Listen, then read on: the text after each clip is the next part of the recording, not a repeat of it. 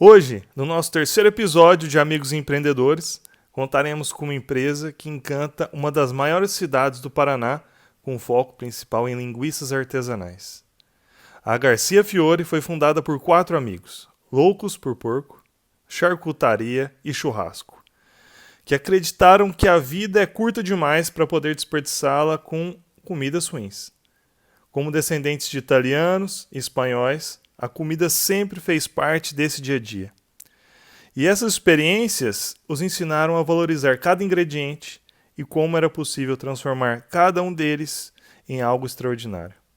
Para contar um pouco mais sobre como é esse empreendimento, falo hoje com um dos fundadores, Marlon Fiore.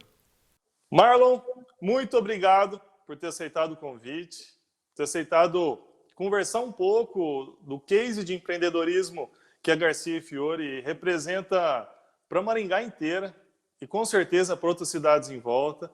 Então, além de fazer meus almoços de sábado muito melhores, agora a gente pode bater um papo e aprender um pouco com o que vocês fazem.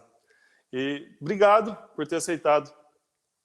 Eu que agradeço a oportunidade, a lembrança. É de fato um prazer para mim estar aqui, poder conversar com vocês e gosto muito. Acho que quando a gente troca experiência, todo mundo cresce. E se a cena cresce, o teu negócio também cresce.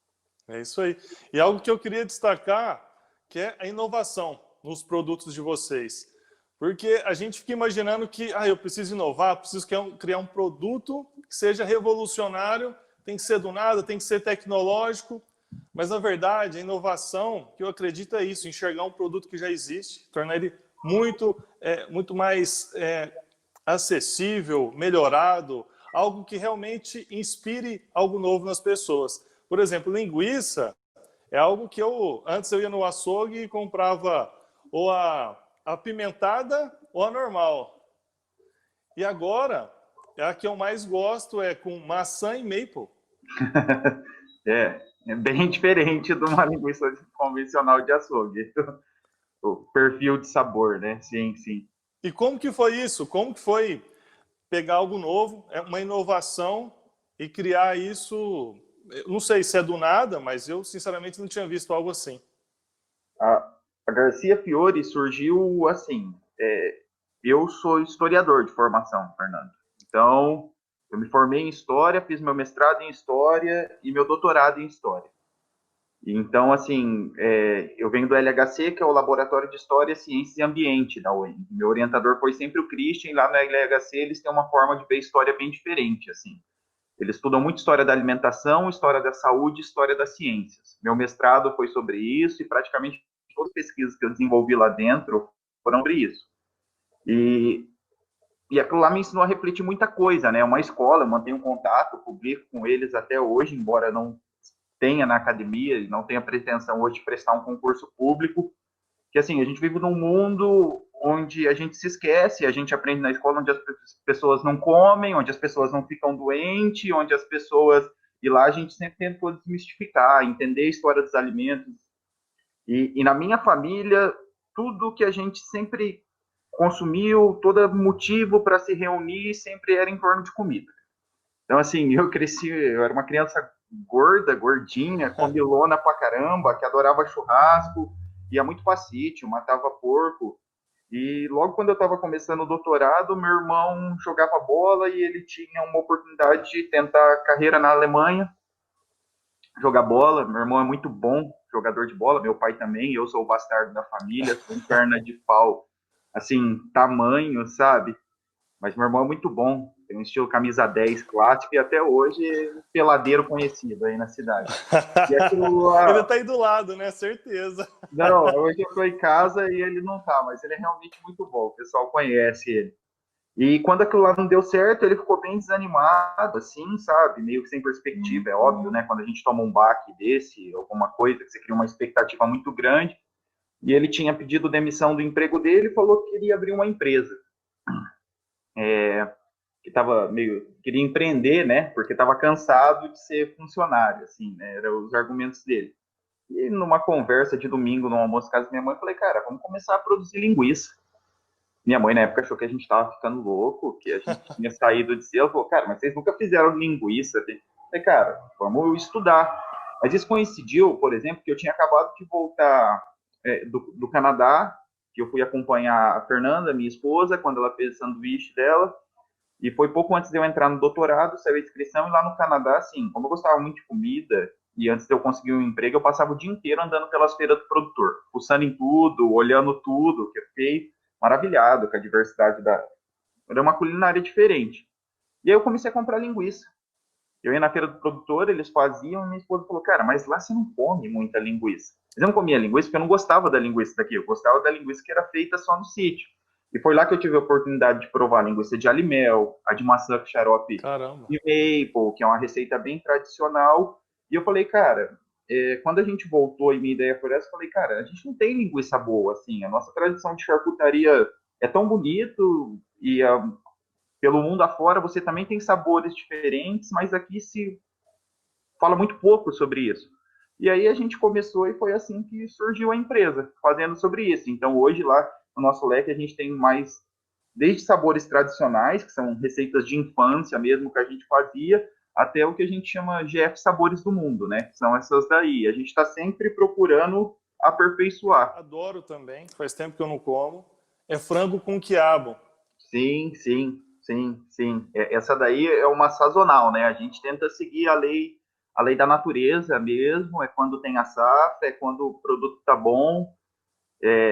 Esse é um dos pontos, assim, que eu vejo. Hoje a gente vive num mundo que a gente chega no supermercado e a gente é muito desconectado com a realidade da comida em todos os parâmetros, assim, sabe? E no meu modo de ver, a indústria quer que você seja desconectada com o universo da comida. Ela não sabe o que vai dentro, ela não sabe como é feito. As pessoas vão no açougue e parece que aquilo não é um bicho, que aquilo não foi um ser vivo, né? Porque você compra um pedaço de carne e parece Sem que é dúvida. assim.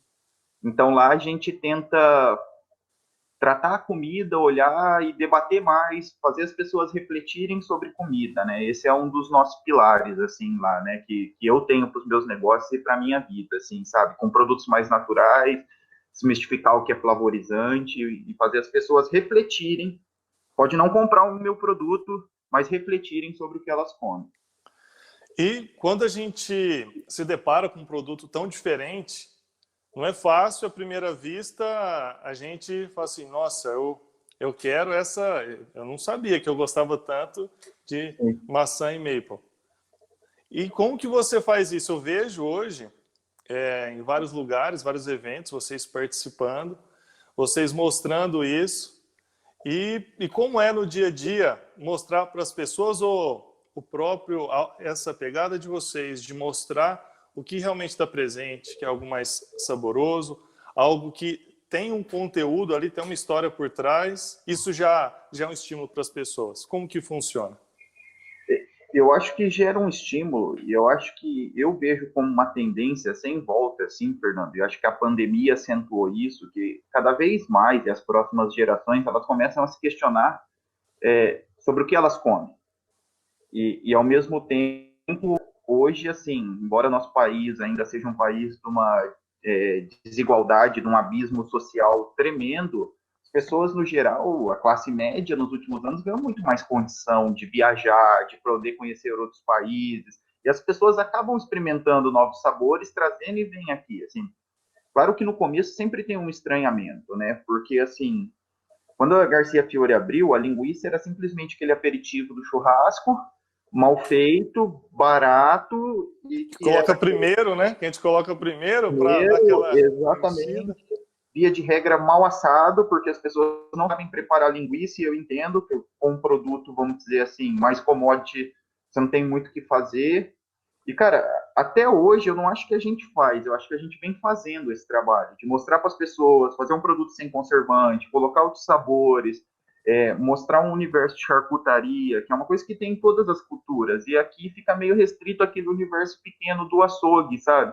Eu muitas vezes acho que isso é muito mais presente no interior, onde as pessoas têm uma tradição de charcutaria. O exemplo disso talvez maior seja a linguiça de Maracaju, o interior de São Paulo mesmo, do norte paulista, Cacuiabana, tem uma tradição disso. E aqui a gente tende a não prestar muita atenção nessas coisas. Mas acho que é um trabalho feito todo dia, mas que as pessoas vão compreendendo e vão aprendendo, né?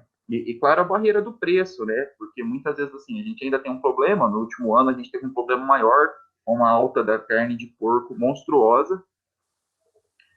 Só que eu falo para as pessoas, a pessoa que vende numa linguiça commodity dessa de mercado, uma linguiça pura de pernil, mas ele gastou tempero, ele gastou um negócio e a linguiça é mais barata do que o pernil. Algum problema deve ter nisso, não existe milagre. Eu desconheço a fórmula desse segredo ainda.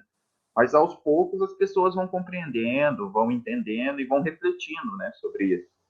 Nosso primeiro vídeo aqui foi com o Rafael Fagione, que ele fala isso, fala que tudo que a gente coloca amor, tudo que a gente realmente emprega, tudo que a gente acredita ser verdadeiro, a gente leva isso muito mais adiante. Eu acho que vocês fizeram muito bem isso, vocês fazem muito bem isso. E eu acho que isso chegou nos restaurantes, né, aqui de Maringá.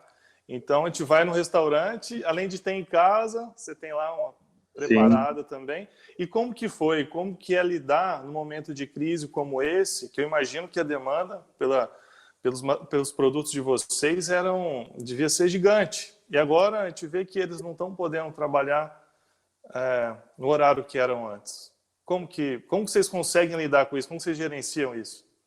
Quando, quando veio a primeira quarentena, né, que foi a mais severa que a gente viveu aqui em Maringá, foi uma coisa assim, que quando meu sócio sentou, a gente ficou desesperado. A primeira coisa foi pegar uma planilha, olhar para os gráficos e, e a gente precisava entender, assim, porque eu acho que alguns setores, a crise ela sempre traz oportunidade, mas muita gente também sai perdendo, como sempre, alguns setores mais que outros, assim.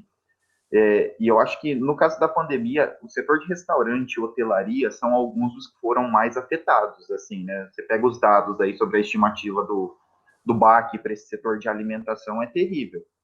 E a gente ficou meio assustado com os números, assim, porque mais de 50% do nosso faturamento vinha de bares e restaurantes. Caramba.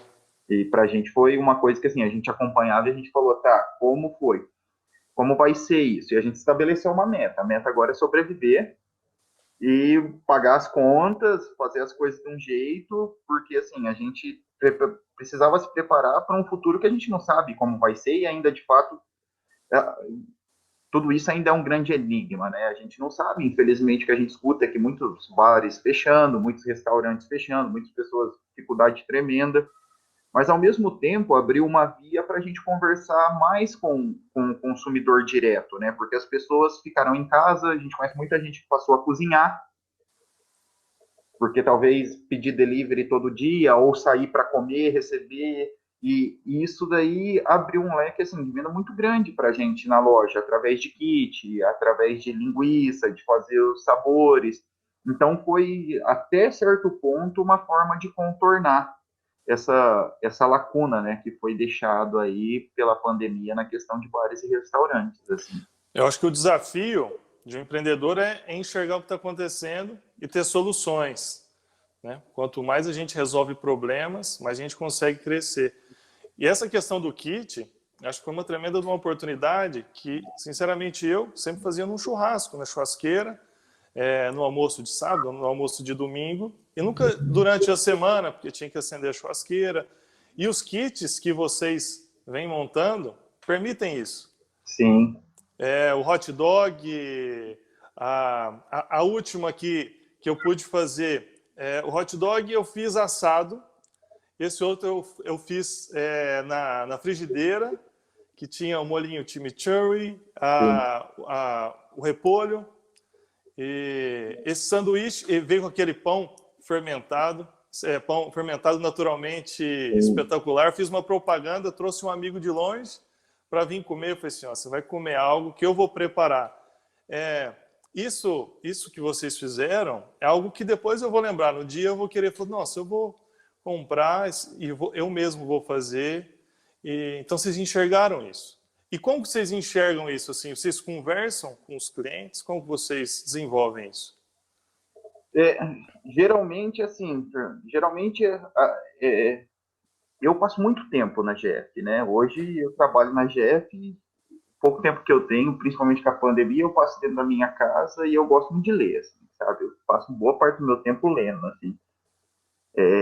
E geralmente eu converso isso com os meus sócios E eu tento hoje tirar esse termômetro, como seria assim, medir a febre, no próprio dia a dia.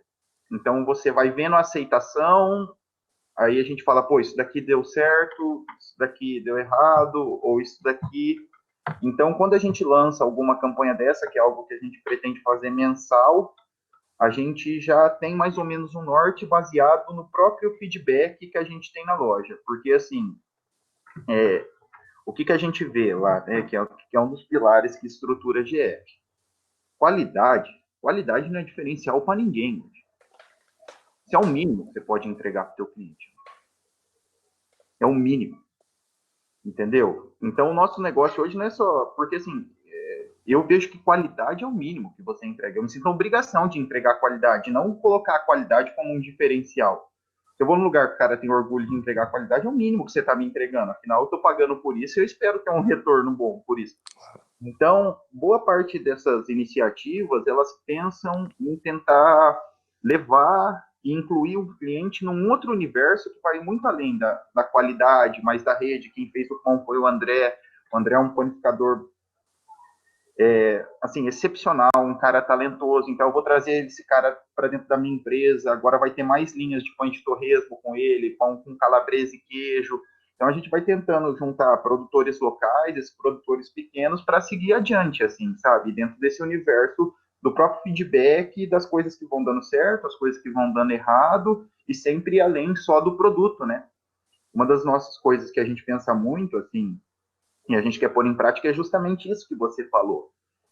Por exemplo, agora você vai no açougue, é notável que a carne bovina subiu bastante. Assim, para quem compra carne em açougue, tenho meu açougue de confiança aqui do lado da minha casa, onde eu pego carne e você vê que o preço subiu bastante. Mas a linguiça não pode ser usada, não precisa ser necessariamente só um alimento que você faz num churrasco. A gente tem um monte de leques de linguiça que são para o dia a dia, que podem ser fritas, que podem ser cozidas no feijão, igual um pudiguim. Então a gente tem conversado isso com os clientes e bastante gente tem adicionado isso também no dia a dia, o que já abre, vamos dizer assim, um leque de mercado bem maior, né, para produtos que não necessariamente seriam a primeira escolha de de alguns clientes para o churrasco, né? Mas, Marlon, acho que isso que você falou agora é o mesmo que você falou no início, que te permitiu a entrar no mercado novo, empreender, realmente enxergar o que está ao nosso redor, observar quais as oportunidades que eu tenho, experimentar, estar aberto ao que a gente pode entender no nosso meio. Lá no Canadá, vendo os diferentes tipos de linguiça, você podia ter falado, eu não quero nem saber disso. Você estava disposto, você estava aberto. E aqui também, a hora que deu toda essa crise, você podia se fechar e falar, vixe, fulano falou isso mesmo, é verdade e tal. Mas não, enxergar o que está ao seu redor, ver as oportunidades e crescer. Outro ponto que eu acho que é importante dividir com todo mundo, que tudo que você falou é agir. Não é só ficar... o Rafa Fagione também falou da última vez que quando a gente fica imaginando, que a gente fica olhando o futuro, é um mundo perfeito. Mas a gente tem que agir. É o mundo da utopia, né? Todo mundo quer, né? Mas você precisa... Precisa agir. Eu acho que é isso mesmo. E tem uma coisa assim que eu aprendi como historiador, Fernando, que a gente tem uma falácia da história da ciência, que é que a necessidade é a mãe da invenção, né? Todo mundo já ouviu falar isso. É A verdade. necessidade é a mãe da invenção. Então, eu preciso solucionar alguma coisa e, e, e é assim que as invenções nascem, né? Dentro daquela necessidade. Em história da ciência, isso é uma grande mentira. Quando a gente pega, a invenção é a mãe da necessidade. Caramba. E, assim, pouca gente. É justamente o contrário, né? Esse ditado tão comum, ele está errado. E se você parar para Caramba. pensar, a indústria de tecnologia explora isso todo dia. Ela cria algum produto, não necessariamente você precisa daquilo, mas ela cria demanda para aquilo e você quer comprar e ter aquilo. Não que aquilo não te traz nenhum benefício. Então, lá na GF, em certas coisas, eu penso muito nisso. Eu penso muito nisso. Eu não preciso nem sempre estar focado em preencher uma necessidade de mercado. É claro que isso é importante, é claro que isso é. Mas muitas vezes a invenção é a mãe da necessidade. E para alguns sabores, para algumas coisas que eu quero fazer, eu tenho sempre isso em mente, porque isso daí te abre um outro caminho. que é o caminho de você poder criar demanda. E não estar sempre na concorrência pensando só em atender a demanda e navegar por um mar onde eu vou estar competindo com muita gente. Então, isso era um negócio que me pegava meio no começo. Assim, hoje em dia, eu sou muito atento, principalmente ao feedback dos nossos clientes, conversar com eles, tentar entender eles, tentar entender a resposta ao produto. Assim, adoro quando o cliente fala, ó, por exemplo, ó, acho que você podia tentar melhorar isso. E, cara, eu levo isso muito a sério. Assim, é um negócio que geralmente eu volto, refaço a receita, aprendo e, ao mesmo tempo, tentar mostrar coisas que muitas vezes o cliente passaria despercebido, mas quando você cria essa demanda, você acaba obtendo um nicho de mercado, né? E acho que a indústria de tecnologia usa isso muito bem e muitas vezes passa bem despercebido pela gente, assim, sabe? Ô Marlon, espetacular conversar e entender, ficar mais apaixonado ainda pelos produtos de vocês. E é legal que até, além de alimentar bem, é motivo de papo, porque quando eu vou fazer o churrasco aqui, eu apresento, conto a história, que, Legal. que, por exemplo, da meu sogro, ele é bem regrado na alimentação dele, então quando eu trago, ó, isso aqui é peito de frango, com Sim. azeite e com o quiabo. Então, a maneira como vocês tratam tudo isso reverbera muito mais do que às vezes até chega para vocês. Eu agradeço muito a gente estar conversando e eu quero fazer um segundo bate-papo. Estou tentando fazer mais curtinho. Ah, Espero que sim. isso inspire mais pessoas a, a poder enxergar o que está ao seu redor, ter aquela vontade de agir e não ficar só na vontade, né, porque é o mundo perfeito, agir. E espero que eu aprenda com vocês e espero que tenha parte 2. Quem gostar, fala aí que a gente, se você permitir, né, Marlon? Você Com não... certeza, cara. Eu que agradeço o convite, de verdade, fico feliz em poder falar sobre comida, sobre poder falar sobre empreendedorismo, em poder trocar experiência, compartilhar informação. Acho que isso é bem importante, fazer as pessoas refletir. E sim, cara, eu acho que isso daí é uma tendência que só vai continuar, e quanto mais a gente puder ensinar as pessoas, fazer as pessoas refletir, isso é maravilhoso, assim, né, cara? Então, para mim, eu que agradeço, e quando fizer a parte 2 a gente faz sim, com certeza. Eu sugiro que eu acompanhe vocês nas redes sociais. Então, quem seguir, Garcia e Fiore. Garcia Fiore, sem o E, Garcia é, Fiore. normal. Todo mundo sempre fala, esse E foi Eu errei de propósito, só para destacar, de Garcia Fiore, e Fiore. não tem o E. E mostra um pouco mais dos processos no dia a dia, se for possível, é claro, tem algumas limitações, mas eu acho que isso ajuda a gente a ter até mais papo no dia a dia. Sim, sim, sim. E isso é algo que a gente pensa seriamente em implementar, assim, e algo que a gente já deveria ter sido feito, assim, mas às vezes está tão submerso no dia, naquela hora, que você fala, putz, podia ter feito isso, assim, sabe? E muitas vezes eu olho e falo, pô, eu faço mais isso no meu perfil particular do que no da empresa, e as pessoas têm curiosidade de saber isso, sobre isso. E quem sabe falar um pouco de todo esse empreendimento também, porque eu não tenho dúvida que logo, logo, quem está escutando fora do Paraná deve chegar em outros lugares. Eu acho que já deve ter chegado, né?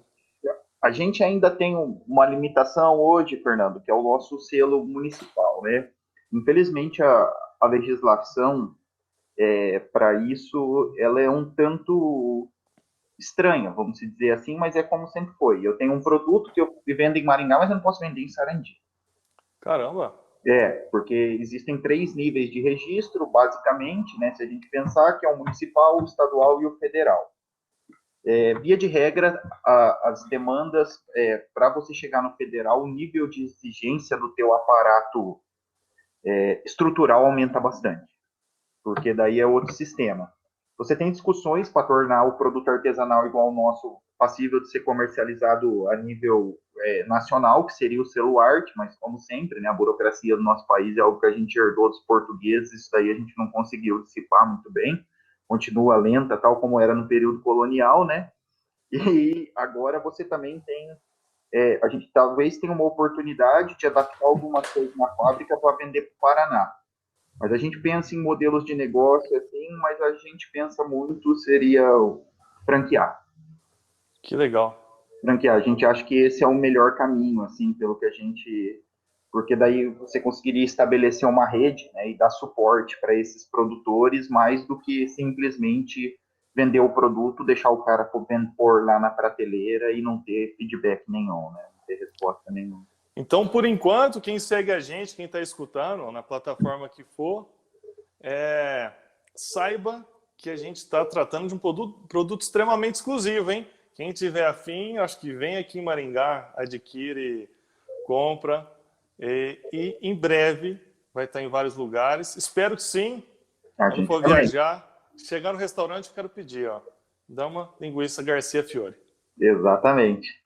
Muito obrigado.